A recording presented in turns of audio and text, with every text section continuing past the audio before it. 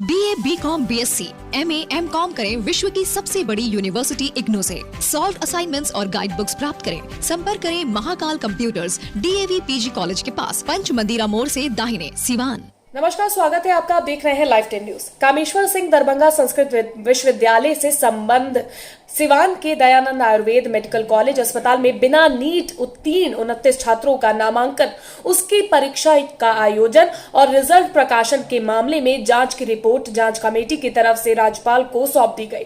फिर भी राज्यपाल की तरफ से जांच रिपोर्ट नहीं मिलने की बात क्यों की जा रही है?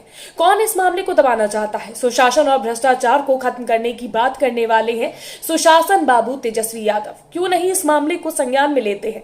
बिना नीट पास किए गलत ढंग से छात्रों के हुए नामांकन मामले में सिवान के दयानंद आयुर्वेदिक कॉलेज में हुए जांच की रिपोर्ट की अब बिहार के राज्यपाल को ये रिपोर्ट सौंप दी गई है। लेकिन सिवान दयानंद आयुर्वेदिक कॉलेज के प्रिंसिपल प्रजापति त्रिपाठी सहित अन्य सभी दोषियों पर अभी तक कार्रवाई नहीं हो पाई। बता दें कि कामेश्वर सिंह दरभंगा संस्कृत विश्वविद्यालय से संबंध सिवान के दयानंद आयुर्वेदिक मेडिकल कॉलेज अस्पताल में बिना नीट पास किए 29 छात्रों के नामांकन, उसकी परीक्षा का आयोजन और रिजल्ट प्रकाशन के मामले में 12 अक्टूबर को राजभवन द्वारा जारी चिट्ठी के बाद विशेष टीम सिवान में जांच करने पहुंची थी और यही टीम 3 दिन पहले भी दरभंगा विश्वविद्यालय में जांच करने पहुंची थी और वहां भी करीब 8 घंटे तक चले जांच में कुलपति शशिनाथ झा से पूछताछ की थी। पूछताछ के दौरान शशिनाथ झा ने अपनी गलती को स्वीकार किया। जांच समिति ने दयानंद आयुर्वेदिक कॉलेज के प्रिंसिपल प्रजापति त्रिपाठी के सगे भाई श्रीपति त्रिपाठी से भी बंद कमरे में 7 घंटे तक गहन पूछताछ की। जांच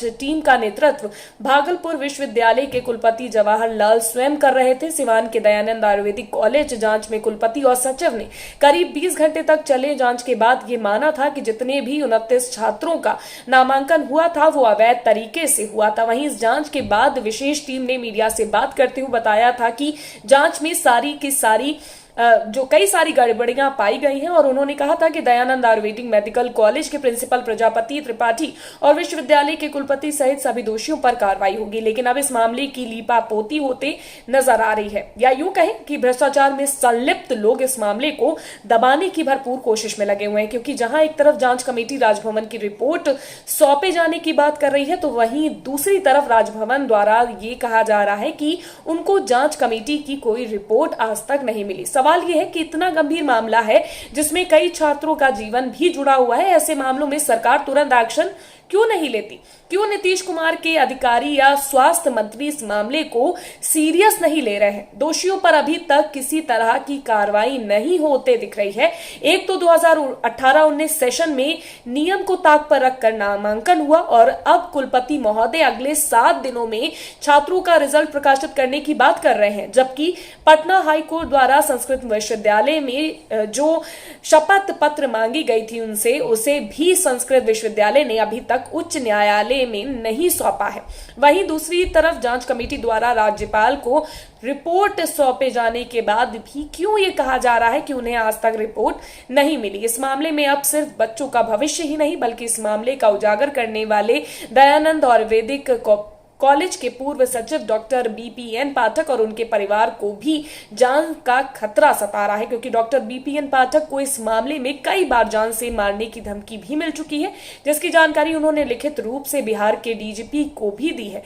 इन तमाम मुद्दों को बिहार सरकार के पूर्व मंत्री विक्रम कुंवर भी लगातार उठाते रहे हैं। भ्रष्टाचारियों को जवाब देने की बात करके सत्ता में आने वाले तेजस्वी यादव या सुशासन बाबू कब तक इस मामले को संज्ञान में लेते हैं और कब तक दोषियों पर कार्रवाई होती है, ये देखना दिलचस्प होगा। क्योंकि अब ये मामला बच्चों के भविष्य के साथ साथ BPN पाठक के परिवार की सेफ्टी से भी जुड़ा हुआ है।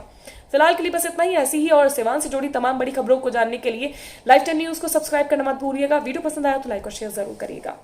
दमा, फेफड़ा, कैंसर, टीबी जैसी बीमारियों से हैं परेशान तो Iman TB chest and heart care है एक बेहतर समाधान। संपर्क करें डॉक्टर आजाद आलम से, centre point, Chakiya road, Siwan.